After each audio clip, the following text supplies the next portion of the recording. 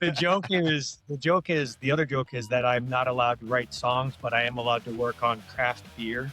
It sounds like the whole package to me. Yeah. Yeah. Yeah, Somebody's nerds got to do that. making kick-ass music and kick-ass beer, man. The nerds are ruling the world, man. Like 100%. geek culture is the hottest thing there is.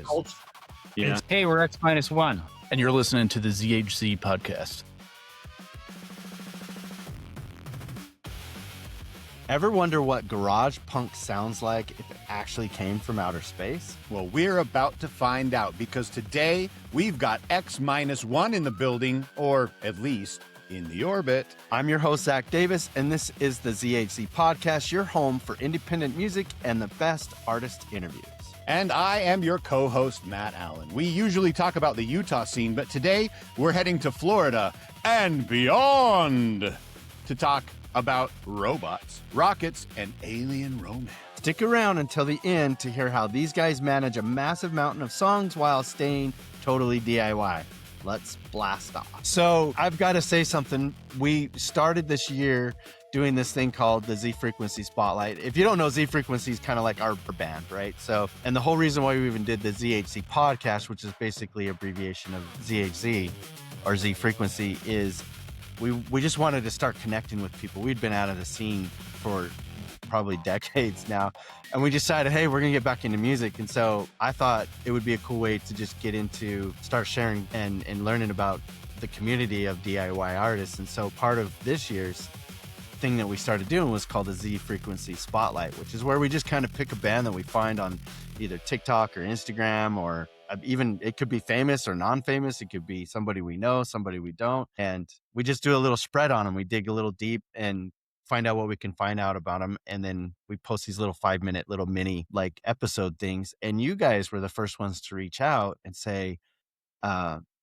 to accept the invitation to come on the show. So right. Well, that's and, a win because for I us, try to man. I try to tag I wanted people, to say thanks, man. I appreciate it, you you guys are awesome. So everybody, welcome to the show. X-1 is with us tonight, and here is my discovery story of you guys. So one of the ways that I try to find new artists to get into myself, and if they resonate with me, then it's something that's like, you know what, I got to share this out and find it. So a lot of times it's not even a cliche. It's seriously, I'll sit there right before I go to sleep and kind of doom scroll on TikTok. And Zach's going to throw a little screen grab of it out. And ooh, look, there it is. It'll be there in post-production. So pretend it's there.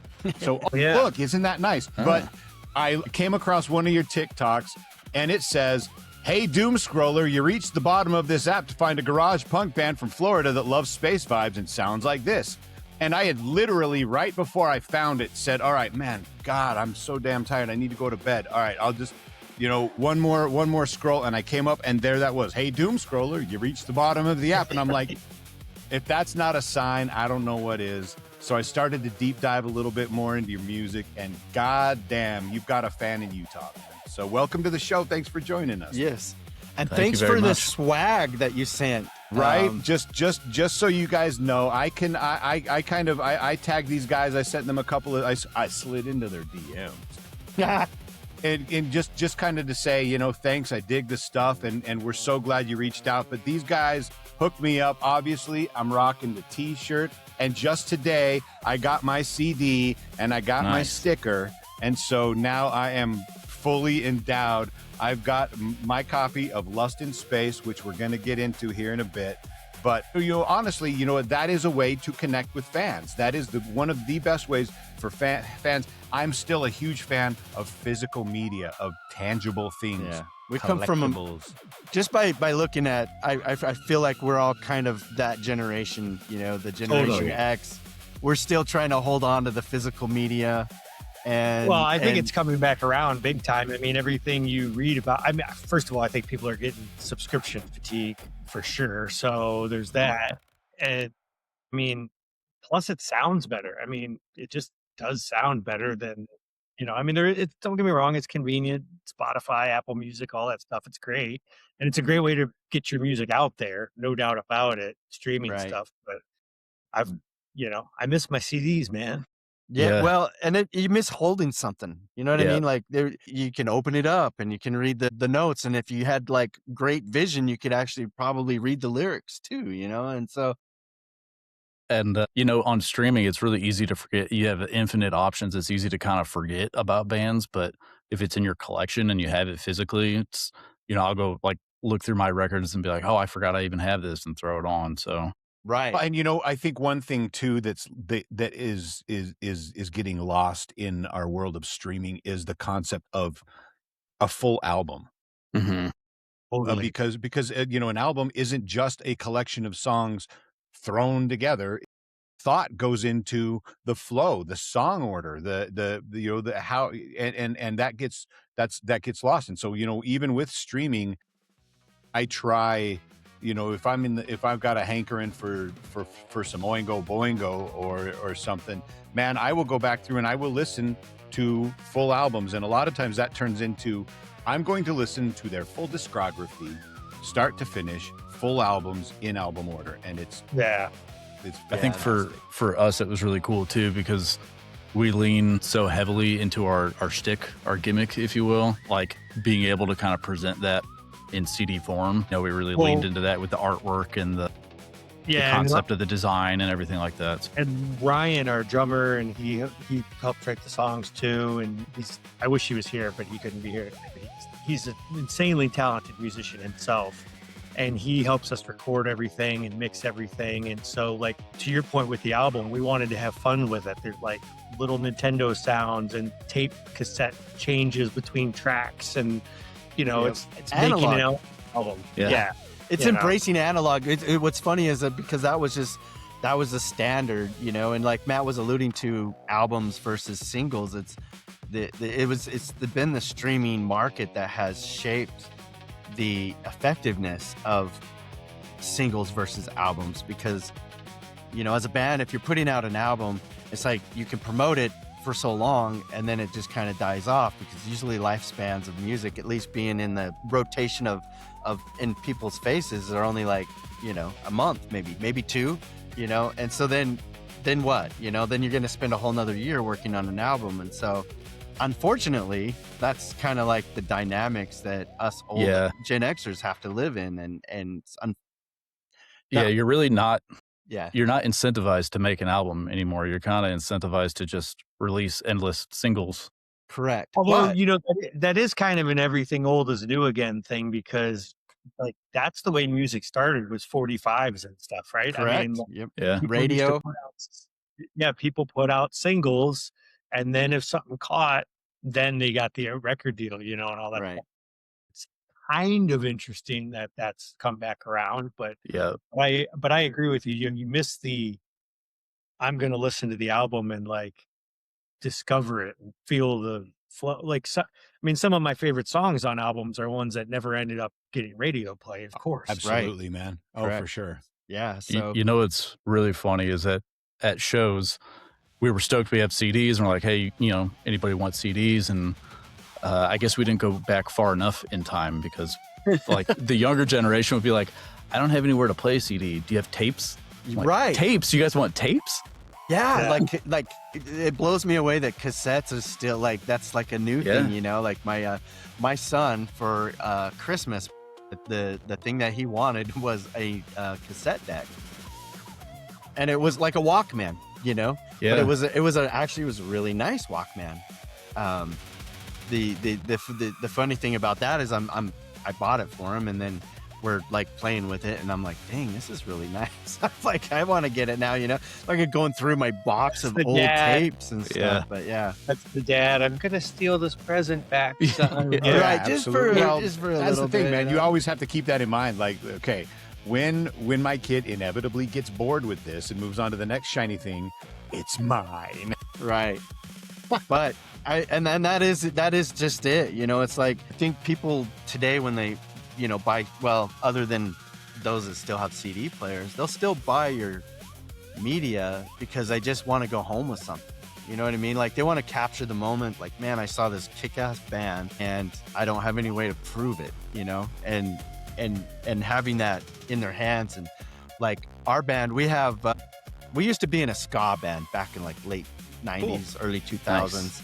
Yeah, and then that's what I meant by we've been doing this for a while, but just over the last couple years, I kind of kicked up a new band, and we got our first gig coming up in May, and I've been racking my brain without having, purchased any CDs or merchandise, or, I don't have any of that yet. I didn't want to go out that far until I was receptive, where somebody at the show is like, dude, where can I get a shirt? I'm like, okay, now I can invest in that, but I still want to have something I can give to people. So I'm like thinking about stickers. I even Stickers can't go wrong. Yeah, and I even have one of those Insta Stacks Polaroid camera things. And I thought maybe I'll walk around, prior to us playing or after the show, and just walk around and take pictures of people who want to have a picture taken and just hand it to them. And that way they'll be like, they may not remember. They'll just be like, yeah, I got it at this show. This guy gave it to me. But well, I think maybe, have a little something that they can hold up of the band logo for their picture, and then we take a picture of them, and now they've got, and like it's the an photo instant booths with the little stick with our logo on it. Yeah, absolutely, man. You could steal our move at our shows. We like to get little laser blasters and pass them out. That's awesome. Where do you get them at? Like a Dollar Tree or something? Or I end up getting them online. You can find them pretty cheap, but okay, like bulk. It's fun. See, and that's great. Yeah. It's something like that. Like we need to do something like that. That's actually awesome. Speaking of, let's dive into. You can't what? I said you can't actually do that move. We've copyright now. All right, well, so you know what? We'll just do sharks with laser beams on their heads. There you go. Right, there you go. Yeah. So you guys, let's go through the band members. I know you said there's one guy missing. Nick, what do you play in the band? I will be first Nick. There's two Nicks. Oh, yep. There's Nick and there's Steven and Nick. So you guys do you guys go by last names then? Well, funny you should mention that.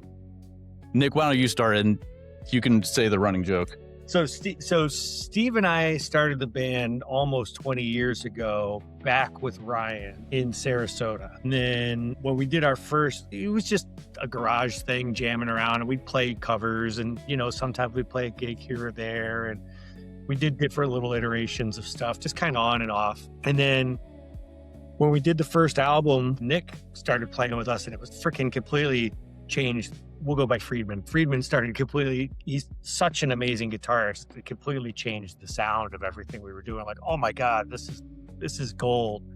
And the joke is that even though I've been in the band for 20 years, he's now Nick number 1 and I'm Nick number 2 somehow. because he leveled you guys up. Yeah. He's better. You've been demoted, man. But he's the least replaceable. Yeah, he's the least replaceable. You can still be in the band. Yeah, you can still be in the band, but because you started it and all, But yeah, we just kind of want to hang out with Friedman, Exactly. So Friedman plays guitar. Nick, what's your role in the band? Bass. I play bass. Yeah. And Steven? I sing and play guitar. All right, cool. Okay. And then the guy that's not there is it's always the drummer, man, right? Ryan's your drummer. Ryan is our drummer, and I will talk extremely good about him behind his back. He is like our all around. He's one of those guys who's good at everything. Yeah. He is our drummer. He sings. He sings a lot of backup with this band. He writes a lot of the music. He records it. He mixes it. He's your jack of all trades guy. Yes. He's our Zach. He's your indispensable is what he is. Yeah, we always without him the ship goes down basically. Yeah, 100%. Gotcha. So talk to us about the birth of the space punk universe. How did you come upon like deciding on the concept of X-1, and how did you get to be the band that you are? I mean, we were more just kind of a regular punk band, and then we were listening to the old X-1 radio show, and that's where we got the name for the band from. Yeah. Was that a Florida? Like, was that based out of Florida or Syndicate? No, so it was on. I was listening. We were listening one day to he was on X. It was on Sirius or something like that, and there's like an old timey 50s station there. That makes so much sense. I was like, this is cool. That'd be a cool name for a band, and I thought it was this obscure podcast or obscure forgotten show, and it turns out that it's killed us in the Google search results. Because that man. start competing with them still. Nothing can be original anymore, like so here's a funny story about that, right? So I don't know if you know this, but Spotify now does what they call Spotify DNA or artist DNA. And so if you like, let's say you click on a song and you scroll down, or you go through the about section of the band or whatever, and you keep scrolling down below now, there's these little circles with names on them, and those are all the people that were involved. And I think it's their attempt to say, these guys are original. They're not just AI, I see. And there's this guy named Zach Davis out of Florida, and he's not me, and he's a DJ. Does he spell his name the same way? Yes, he spells his name the same way. And what I learned was, when I'm doing the credits, like if I use DistroKid to upload. So when they ask for your credits, and so I put the band members and what they play. Well, when I would put the songwriter, it says enter full name, and I put Zach Andrew Davis. Well, that one showed up, but then everything else I put was Zach Davis, and so his name came up. And so I'm like, shit, I got to put Zach Andrew Davis now for every single thing. Otherwise, this guy's going to get credit for everything we do. Not that I care. You don't even care. You know what I mean? But it's like, it's just not right. Your dozens of cents of royalties might go his way. I know, man. Yeah, There's a Nick Friedman in Tampa, same spelling, who is infinitely more successful than I can ever hope to be. So he's like always in somebody's shadow, It gives me a little anonymity, though, so that's nice. Yeah, I guess it's you I tell people I'm in the band with, actually. They're like, that Nick Friedman? Yeah, that one. No, the famous one, yeah. Yeah, no, the other one from Tampa. Yeah. That's great, But back to your question, like, I always, in my mind, I kind of see the gist of the band as, like, Steve's brainchild in a way. Like, Steve is a huge fan of, like, all things sci-fi. I think that was one of the things that we clicked on early, was he would just be referencing like really obscure sci-fi movies, and I would maybe recognize one. He's like, nobody knows that movie. And so we would kind of nerd out over that. And nice. I think, Steve just has a deep love for all things sci-fi. And I think we all do in that way. Like, totally. There's like a kitschiness to it that is really fun. And I think you mentioned this before, but like, gives you permission in a way to not take things so seriously. Like, we like those, like, like the cornier the better, right? The cheesier the better. Well, and there's the visuals of especially those old 50s, like, when they didn't really have real special effects yet. And, we'll put projectors behind us and we'll just play a bunch of old, like, sci-fi. You can play anything to that and it looks awesome behind you because it's right. No, it's brilliant move, actually. 50-foot ant, attacking people. It just or you looks get cool. the UFO with the string that you can totally see, like just kind of floating around, Well, and that and the spacesuits, I fucking dig it, man. And but here's the thing too, is that I think that you can be kitschy and corny, and that gets you so far. But the thing that makes it work for me is that it's nerdy and kitschy and corny as shit, but it is damn good music. Yeah, like, it's not. You guys flat out play, and you put tunes that I want to listen to.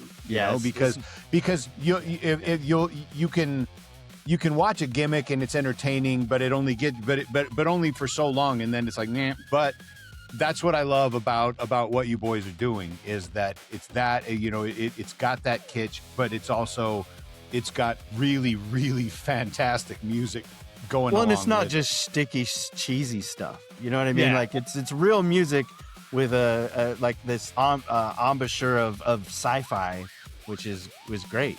I mean, it's a great vision. It's like Gorillaz, for example. Like and they've been riding that train since day one, and it's still just as cool as it was the first time I saw, Clint Eastwood music video, Yeah, exactly. I think we got to chalk that up to Steve and Ryan are both just really strong songwriters. They have that knack that I do not have. They'll come to practice or send a voice note of just a complete song idea. It amazes me because I don't have that skill. But just a tight, well-written song with a good hook, catchy lyrics and melody, and makes it really easy. Because from there, it's just filling out. The bones are there, and we just fill it out and fine-tune it.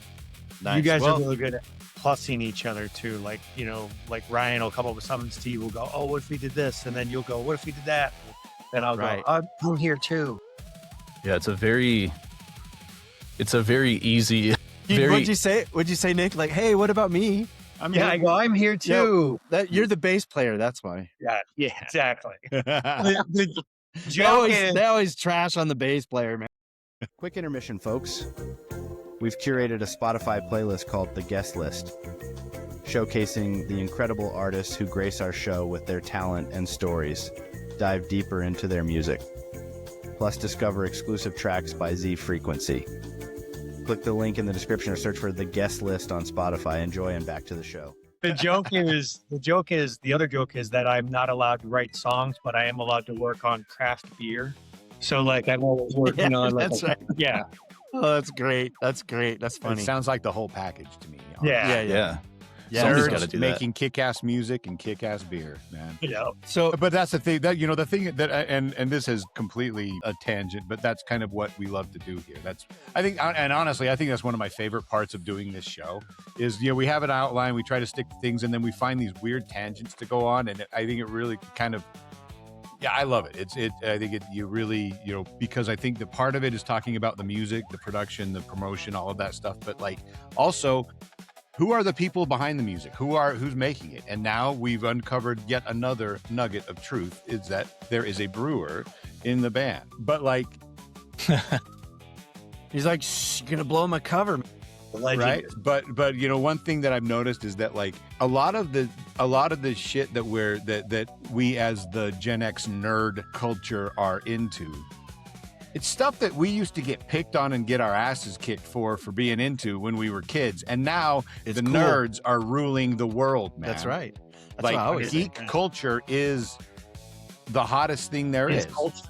Yeah. It's pop culture. It is the everything. I mean, it's coveted now. Before it was ridiculed. So I was amazed when D&D became like cool. That blew my mind the most. I was blown away when my son told me. He's 23 now, and this was a few years ago, but he's like, "Yeah, I've been really into this thing. You probably never heard of it before." And I'm like, "Okay, what is it?" He's like, "It's called D&D. I'm all Dungeons and Dragons." He's like, "You know about that?" I'm like, "Know about it? Oh my god, dude! You've heard of Star Wars?" Oh, dude, no, exactly. I've got a daughter who's 20 years old and lives in Texas, and she texted me the other night, and she was, "Dad, I'm bawling. I'm so upset. I'm like, whoa, honey, what's wrong?" She's like, "We just finished a D&D campaign, and everybody died, and I worked so long, and I loved this character so much. I leveled her up so much, and I'm not ready to lose her yet, Dad." And I'm like, that's awesome. Yeah, that is what. But you know what's funny is that, like, so, you know, speaking of, you know, just invading and being the culture, like the impact that Stranger Things has had on this young generation and their exposure to the 80s and the way and how true to how growing up in the 80s that show is. They got to kind of see it and experience it, and now they're seeing like, that's why my parents are the way they are. I see. Okay, yeah, that makes sense now. Yeah, it's undeniable. So you guys' process, you said you were Nick Friedman. You were saying that sometimes you'll get these almost like complete packages, and basically all you got to do is add your stamp to your part. And then I guess y'all meet up with Ryan at his place. He's got a studio that you guys do your recording. Like, what's your process for recording? And so usually how it works is like I mentioned before, like Steve and Ryan both are like songwriting machines. They're cranking out songs faster than we can keep up with them. So, you know, it'll usually start with like a voice recording and we'll send it to the group chat, and it's never been the case that we don't like the song. They're always good. So we meet up at practice and we work on it. We run through it, and it's a very easy songwriting process. It can be difficult to, like, being in a band can be difficult because there's 4 people in the band. We have 7. Wow. Yeah. We did have 8. Wow. Yeah. But we're really fortunate. We're really fortunate in that it's very easy. Everybody gives everybody else space to, like, ultimately, like, your part is your part. Like, write what you want. Yep. I have this idea. If you like it, cool. If not, like, just do whatever you want. So there's lots of like bouncing ideas around, and I'll say, you know, I'll practice on my own, kind of writing my supplementary parts, my second guitar parts, and bring them to practice and say, well, what do you think? And, you know, sometimes, yeah, or maybe try something different. Ryan is really good about try something like this, like, you know, hum something out, or he'll bust out an acoustic and say, what if something like this? And we'll sort of figure it out. And then I think from there, when it's time to record, the songs will evolve even a little bit more. Yeah. Sometimes So the day of Ryan- recording, it's like Yeah. while you're recording, While Yeah. you're recording a lot. Yeah. Ryan has the rehearsal. has a warehouse where him and his wife own a company together and have a warehouse. So Nice. we're lucky to be able to practice there. So you record there too. He brings like he's got his. Is it a studio, or does he just kind of bring a bunch of mics and like just Yeah, hook it up? it's- And got a table and a laptop, and let's just. It's roll. kind of just permanently set up, which is really nice because Nice. especially for drums, like you don't have to mic the drums. They're just mic'd all the time. right. Cool. Well, yeah, we usually multi-track. So Ryan will record his drum parts first, and then usually Steve will put down a scratch track on guitar, and then I'll add my parts. And that's where things do tend to change. I'll like in the moment, like, you know, play around with layering and come up with different parts, and always give final veto to the rest of the guys. Like, hey, I just came up with this. If you like it, cool. If not, we don't have to keep it. But go ahead, Nick. You were going to say something? Well, I was just going to say, then my favorite part usually is when after all that, this is before recording the album, but after the voice track part of all of it, when we actually get together in rehearsal, that's when I find that the songs change a lot in a good way. Because when you get everybody in the same room, there's just something that changes. It's just like, oh, now that I hear that and I'm playing with you, and okay, now I feel it more. And it usually starts to get more, it just gets better, you know? Yeah. Yeah. We don't. That's not. We have. It's been years since I've done that. Like as the old fashioned way. Like normally we do all get together to rehearse, but like when we're writing music and recording, there's 3 different studios. Actually 4. There's 4 studios. So it's like our drummer has his setup, like you said. It's in his basement, but he's got his mic set up and everything, so it's real convenient for him to just. And so I'll send him the demo or whatever, and then he just prints his drums out, and then it goes to the bass player, and then the bass player has his own studio that he records stuff. He's actually our guitarist, but he also plays bass. And he plays bass for us, and then he sends it to our guitarist, and our guitarist does their thing, and then sends it to me. And that's where we'll do the vocals, and then the horns will come in. Right. So that's the horn players are the only ones in the band that don't have our own studios. But Zach's got the gear, and Zach has really honed his his engineering chops over the years, and has really become good at recording and mixing horns, which is not an easy thing to do. No, it's not. It's usually too. But I'll tell you what, he happened upon a microphone that we like to lovingly refer to as pencil dick. I got it. You want to see it? It's Check crazy. this thing out, man. Yeah. So Bust out the pencil dick. So we'll show up, but the one part of that does create some evolution is that when we come to track horns, we'll have the main horn line ready to go, and we'll record it. But then we'll be listening to it, and then we just can't leave it alone. So it'll be like add this harmony, add double this track, do this, and it comes out beefy. I can't imagine where it got its name. It's actually a Shure. I can't remember it's a Shure mic. It was made in the 70s. It actually uses a quarter-inch. Oh, yeah, quarter-inch mono. It's got a switch, and it's attached. Yeah, it's attached. You can't it's not the XLR. It's just and I think be careful with those. Yeah, it was designed to be, I think, like a field recorder. Somebody had to walk around with like a tape, and then they were doing interviews and stuff. But it's really. It's just a dynamic microphone, but it just picks the horn. And I bought it on a whim because one of my coworkers, I guess his wife, her thing is going to buy bid on storage units or whatever, like the Storage Wars or whatever, and she found this, and he's like, it's like worth $300, but I don't think we'll ever get that much out of it. And I said, well, I'll give you $100 for it. And I had no idea how it was going to sound, but I knew he was broke, and so he's like, all right, I'll bring it after lunch. So he brought it, and I thought, in my head, I just, man, I bet you this thing's going to sound really good for horns. And it does. It does. So, It cool. is. And that's exclusively what we use now when we track. Right. horns. That's the horn mic, basically. Yeah. Because Nice. I've tried using condenser mics, and they just don't, like, especially with the trumpet, like he has to stand clear out pretty Yeah, much they're so outside of loud. the room. Yeah, exactly. And so We brought down the walls of Jericho, baby. There's two things you always say yes to. It's if someone asks you if you're a god, you say yes. And someone asks, do you want to see a mic called Pencil Dick? You say yeah. I think that's We're what in you want. rarefied air Yeah. with Winston Zeddemore, man. So There you go. that is fantastic. So let's talk. So as you were kind of coming up with the kind of the vibe of the band, I mean, obviously you're into sci-fi. So how did that conversation go? It was just like, hey, I got an idea. Well, when I joined the band, I had seen old pictures, and I think that they had, I don't know if it was, you could tell me if it was just a one-off, like you guys had kind of done like a DIY spacesuits, and I thought it was super cool, and I was like, we got to do that again. But Steve Yeah. or Nick, was that a one-time thing, or did you do that? No, we've done it a couple times, right? No, we did it once, and we really didn't have any sci-fi based songs at the time. Everything was more just kind of just funny, Rockabilly. yeah, style, or songs at the time. Yeah, misfitsy songs. And then for one show, we decided it would be funny to dress up in spacesuits just on a lark, and then it's kind of stuck. Kind of like the idea. Once we had the X-1 name, we kind of decided to make our songs a little more sci-fi themed and kind of stick with the whole. And so have you guys kind of developed your own like individual personas for your live shows and whatnot? A little bit. Not too much.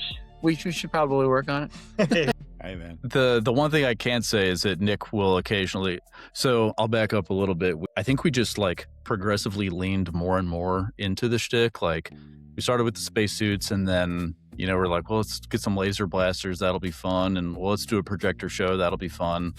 And just kind of like progressively leaned more into it. And then Ryan, our drummer, made these giant robot heads out of cardboard, and he spray painted them and put, I don't know what you call them, the things where you like put your hand on the orb and the electricity goes on your hand.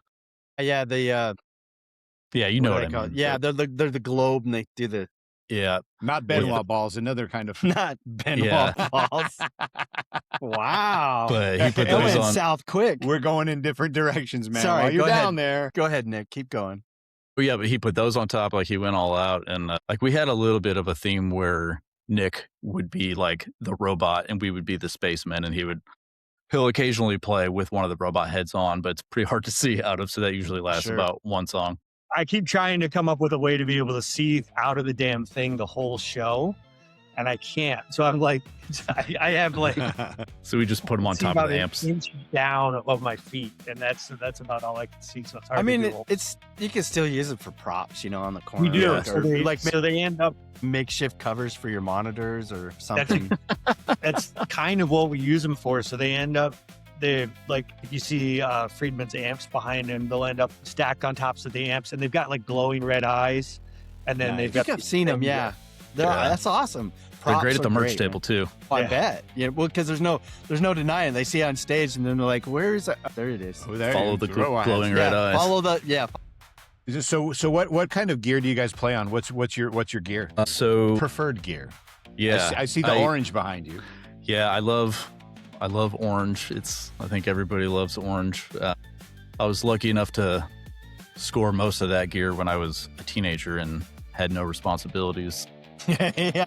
And then I've just been lugging it around ever since. But so I love those. They're cool to look at. They sound amazing. I play a Gibson SG, but for this band, I use so much whammy bar, like to kind of lean into the sci-fi stuff, that I have a Strat and I play that most of the time. Yeah. And then Tried and true. fuzz and delay. But how do you get that sci-fi? Do you have a special effect that you use to kind of get that? I want to say theremin effect. Yeah, kind of it's- there, but Funny you ask.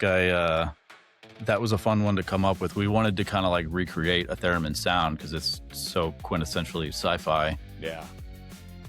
I'll send you guys a video of my process. I have it somewhere, but what I do is I have like a cheapy knockoff EBO, and I'll like lay my guitar flat, use the EBO, and then like I gotta modify the tuning, Right.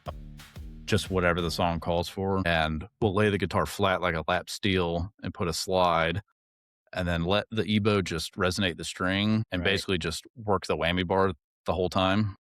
Wow. So that's very then, creative. Like, yeah, and you can, kind of swell it in with either a volume pedal or the volume knob, and that was our DIY theremin. It worked pretty well. Yeah, I was That's gonna say, wicked, like, man. I can visualize everything you just said there, and Yeah. that's pretty And then cool. what do you- Like, what was that? I play a Gretsch most of the time that I'm happy with. I actually got as a gift many years ago from a friend an old used Jagmaster that's awesome. It's just a Squire, Jaguar Music Master mint. But I was a Jagmaster. I'm like, I've never heard that one, but yeah. Cool. Right on. No, it's good gear. So, Funny story about Orange Amps. I know those guys really well. I actually Steve and I did their website for years. So I know all the Orange Amps guys. So actually a buddy of mine now works as a distributor for Orange. So he goes around on tour with all of their equipment. Like when Orange loans equipment out to big bands, he has to go out like with the equipment and make sure all the equipment ends up, being taken care of. like through tech, that. like dedicated Orange tech. Yeah, basically. Wow, cool. They're a great company. They're super cool to deal with, and they make great stuff. Nice.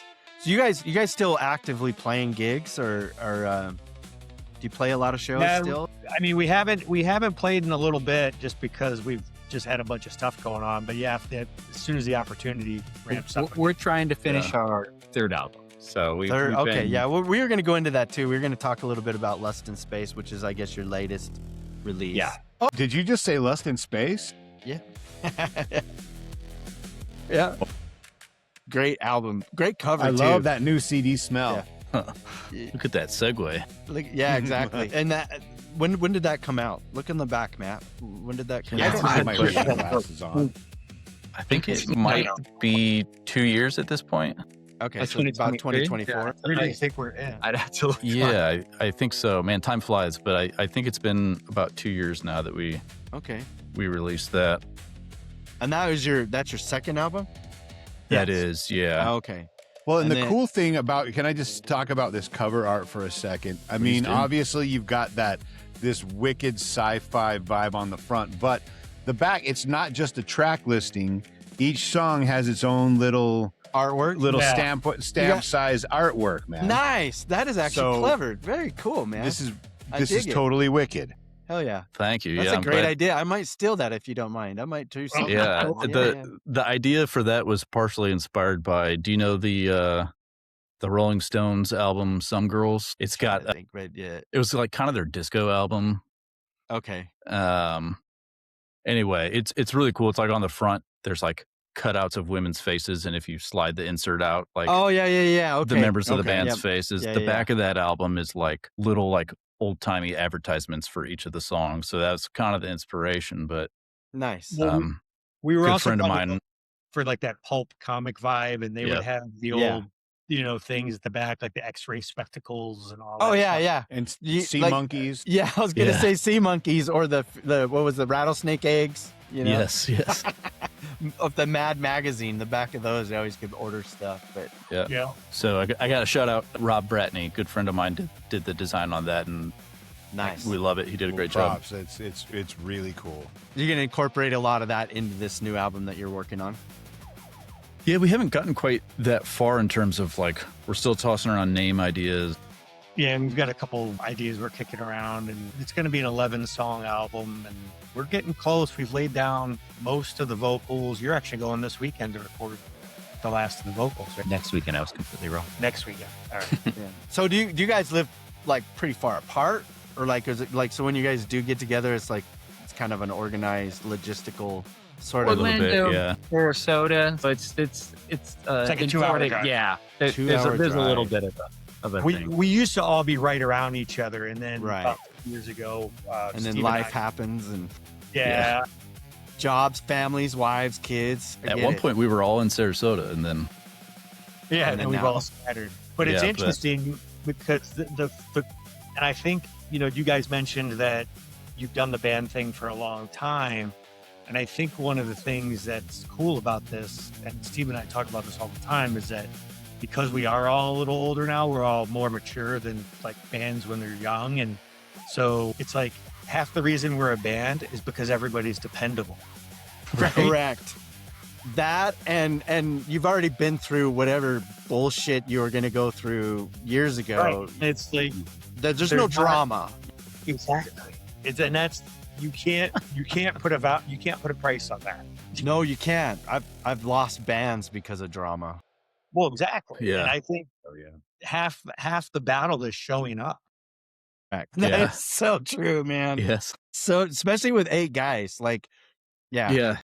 It was too much, and now we're down to 7, and I wish it was a little lower. You but know, and I it's- think back in the day, we've always been a big band. We've always had a horn section. We went from being a 7-piece to a 6-piece back in the late 90s, early aughts, but we were tight because it was a constant. We were rehearsing 2 nights a week. We were usually gigging anywhere between 1 and 3 nights a week. Usually Sunday and Monday off, and the rest of the week we had something going on. Now it's, we're with 7 grown-ass men.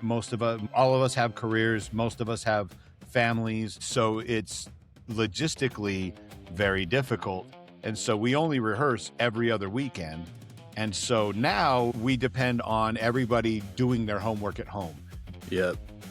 doing the work at home, keeping their chops tight, practicing their parts so that when we can come together, it's productive, and we're not losing our hearing anymore because we leveled up to the in-ear monitors. Nice. yeah. We have at home is for your homework practice. Band practice is for playing drunk and high, because that's how yeah. you need Yeah, to no. show up and make sure you can still do it. Yeah, Yeah. exactly. And that, I think, well, I mean, we're from Utah, and half the band are LDS. They don't drink, they don't smoke, they don't do anything, like, The rest of us make Yeah. up for it. right. So, but We actually But- we had a writer, a reviewer from one of the local magazines or newspaper, culture newspapers or something like that, years and years ago, come and review one of our shows, and he's like, I'm very used to watching bands imbibe throughout their show, and the drunker they get, you can tell. He's like, this is one of the first bands I've ever seen that the drunker they get, the tighter they play. not me, though. I don't know if we can say the same, but Not me. No, I learned that lesson a long time ago when I was just old enough to drink, and we had a bar gig, and I was all excited because I could, before that I would go to they would sneak you into the clubs because, but I could drink. So I showed up early and I had a couple beers and I was like, this is awesome, and we set up and we start playing, the band's playing, and I'm grooving, man. I'm just like, yeah, I'm getting into it. And I slowly look over to Matt, and Matt's looking at me like, dude, what the fuck, bro?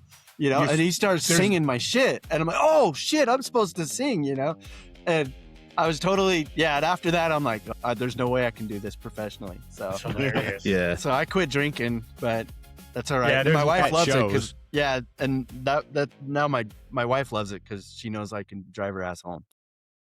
There you That's go. funny. Yeah. So That's how you know we're getting old. I know, We're right? too responsible. Gosh, yeah. Now and everything hurts now too. Like Yeah. for me, it's like, man, if I drink, man, that's like at least 2 days off of work. Like I can't bounce back like I used to. So your new album, is it going to be like similar to Lust in Space? Are you guys taking a different direction? Is it going to be heavier, lighter, more I think- satire? I always find it's hard to tell. I feel like I'm writing the same type of songs, but I don't know. Yeah, and then I'll listen to the album and be like, this is a lot different than I thought it sounded in my head when I was coming up with it. Right. There's Yeah, definitely I think it's broadening. Go ahead. I think there's definitely some broadening. There's some different stuff that we're doing, but it's not completely different for sure. I mean, if you like Lust in Space, you'll like what we're doing. Yeah, it sounds close enough that it's still in the same family. It's not like completely removed, like Oh, Pearl Jam's first album versus their second album. right. right. Yeah, It's definitely the same band. Gotcha. I think, we're kind of just expanding on So the first album, I'm only featured on one song. Like I joined right at the closing of that album. But they're like, hey, you can come in. Come on, you're in the band. We'll do one song. Right There's only at the one finish left, line. but we want you on it. Yeah. So I think so that's Tales from Tomorrow. Yeah. Tales from Tomorrow, Okay. yeah, and From 21. Mummies vs. Mermaids is the song that I played on, and it's got like a real like surfy kind of outro to it, and I think we sort of found from that like, okay, this is how we can sort of work two guitars into this, because you could just be really redundant with two guitars, but you have two guitars, make good use of them. So Sure. I think on Lust in Space, we kind of explored the two guitar dynamic, what we could do with that. And I think we're just kind of continuing that on the third one. Right. So you do a lot of the lead, and then Yeah. I can't Steven does go- more of the rhythm stuff. Yeah. Yeah. Well, at being the lead singer, it's pretty hard to do both. Yeah. I find it. So I totally get it. Totally get it. So you guys Not are as hard still as being a trumpet player and being the lead singer, which I am. Yeah. yeah. That's wild. Yeah. Yeah. So so you guys are still kind of keeping the same sci-fi MO. Oh Yeah, for sure. Yeah. You I found mean, something that we're works. not like and- slaves to it. Like if there's a song that's not in that motif, we wouldn't not do it. You know what I Right, mean? Right. But if there's a way we can sci-fi it up, we probably will.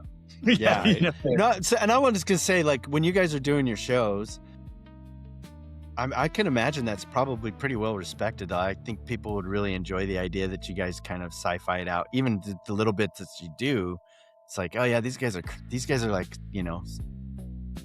like almost going to like a what is it called? I can't even.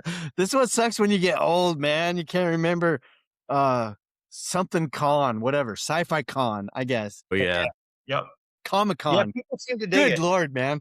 There's a Struggling, con for everything. dude. I know, man. exactly. Yeah.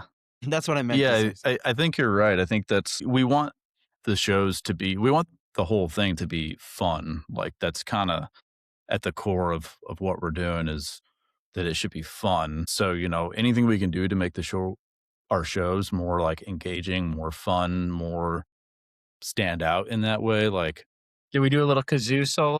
yeah. Nice. I was gonna say, like, do you guys? I'm all you guys about could, a well-placed You kazoo guys solo. could hand out glow sticks to people. They could put around their neck. Yeah, like honestly, anything that makes it like lean into the theme, and Yeah. it's also like it's something to stick in people's head. Yep.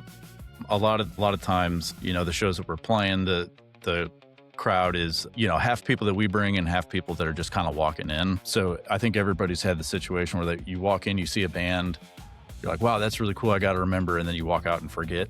Right. It's a little bit easier to remember if like, well, they were wearing spacesuits. That narrows it down a little Right. bit. Or It's they're something like that's they're memorable. emptying their It's gonna pockets and they stick. pull out a little space gun. They're like, what? Yeah, the- exactly. Oh yeah, I remember those guys. Yeah. Yeah. That's cool though. I mean, that's impressionable. And that's kind of where, like in my head right now, I'm thinking along those lines. Like how can we be impressionable? Like, and it's our first gig, and everybody's worried about screwing up, and I'm like, guys, we're gonna totally screw it up. Don't worry about Absolutely. that. But if we look cool doing it, then Yeah. maybe they will overlook that. So Well, and the cool thing is that with this project is that it started out as just a studio band. Zach would come up with the bones of a song and he'd send it out. And there's so far on all of the singles we've released, we've had probably 3 or 4, 5 different guitar players on different tracks, a couple of different bass players, always the same drummer, always the same singer, always the same backup singer, always, if there's horns on the track, I'm always one of them. We've had a few different horn players sit in and do stuff with us. And then we have a percussionist that also dabbles in some keys and some stuff. And, but then when we decided, well, you know what, let's see if we can put together a live version of Z Frequency. And we've got, 7 of us that committed to being in the live version of the band. So now instead of kind of an amalgamation of different musicians that we've played with over the years contributing stuff, we have a defined lineup. So now going forward, all of the music that we record will be with this core of 7 people. We may bring in other people at some point for some tracks, but this is kind of the nucleus in the core now. Well, I originally, because I was kind of keep them kind of two separate things. Like you had the, the studio project with the collabs of, and if they had a studio in their, in their home, it was easy enough to send tracks to, and then they record their parts, send me the stems, and then it just all gets mixed in one place. And we still kind of operate that way. But like Matt was saying, I wanted a live version. I'm like, listen, I'm not going to have them commit to anything more than one show at a time. But everyone's been showing up to practice, and we're a band now. You know what I mean? So at that point, I'm like, well, this is a band, like there's no need for me to like reach out and collaborate with all these other musicians unless we want to, or unless they said, I'm going to sit this one out, which they never say. So it's like, yeah. So now, but it's been great because especially with the studio side of the project, it was completely genre fluid.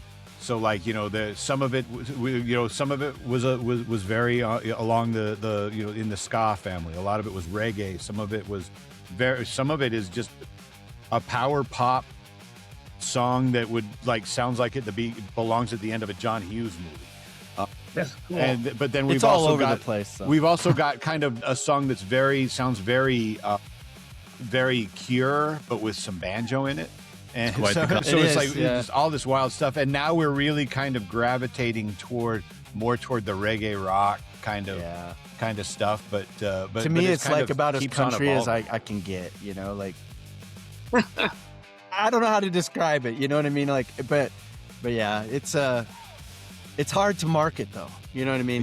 You can take the kid out of Arkansas, but you can't take Texarkana out the boy now, can you? No, sir. No, sir. I was going to ask you, how is the scene, the music scene out there, especially with your type of genre or similar genres for your music out there?